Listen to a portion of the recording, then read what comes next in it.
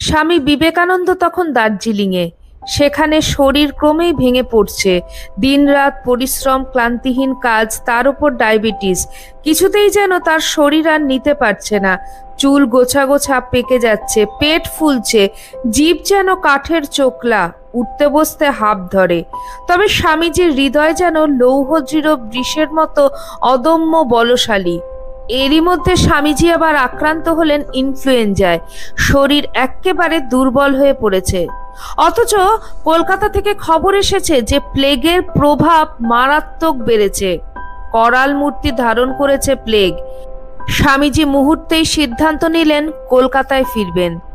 সে কি স্বামীজি, কলকাতা থেকে মানুষ পালাচ্ছে, আর আপনি এই অবস্থায় সেখানে যাবেন? দার্জিলিং এর বন্ধুরা তাকে ছাড়তে রাজি নয়। অবশেষে কলকাতায় ফিরে এলেন স্বামীজি। ঝাঁপিয়ে পড়েছেন পরিত্রাণের কাজে। স্বামী বিবেকানন্দ বুঝলেন, শুধু মানুষের সেবা এবং চিকিৎসার ব্যবস্থা করলেই হবে না, মানুষের মনে ফিরিয়ে আনতে হবে সাহস। স্বামীজি শহরে কিছু সেবা কেন্দ্র খুললেন। এক গুরুভাই প্রশ্ন করলেন, চালাবে কি করে, টাকা আসবে কোথার থেকে?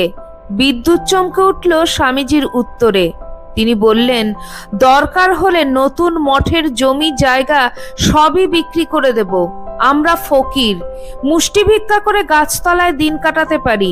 যদি জায়গা জমি বিক্রি করে হাজার হাজার লোকের প্রাণ বাঁচাতে পারা যায়, তো কিসের জায়গা, কিসের জমি? অবাক হতে হয়। এই মঠের জন্য কি প্রাণপাত নাই করেছেন। ভিক্ষে করে, দেশ দেশান্তরে বক্তৃতা দিয়ে যা অর্থ তিনি পেয়েছেন, তার সবটুকুই তো তিনি মঠের জন্য ব্যয় করেছেন, নিজের জন্য রাখেননি কিছুই। প্লেগ পীড়িত আর্তের ব্যথা তার অন্তরে এতটাই ব্যথিত হয়েছে যে মুহূর্তের মধ্যেই সেই মঠ বিক্রি করতে প্রস্তুত তিনি। শুধু বললেন না, মঠ বিক্রির ব্যবস্থাও করে ফেললেন। এরপর একদিন পরমহংসদেবের কথা স্বামী বিবেকানন্দ ঘুমের মধ্যে শুনতে পান। ঠাকুর বলছেন, নরেন, তোর এই বেলুর মঠের ভবিষ্যৎ তুই দেখতে পারছিস না, কিন্তু আমি যে দেখছি, তোর এই কীর্তি যে সারা জগৎ জুড়ে থাকবে নরেন। কত বড় হবে তুই কল্পনাও করতে পারছিস না। বেলুর মঠ বিক্রি করব বললেই কি আর তা করা যায় নরেন? মা কি করে দেখ।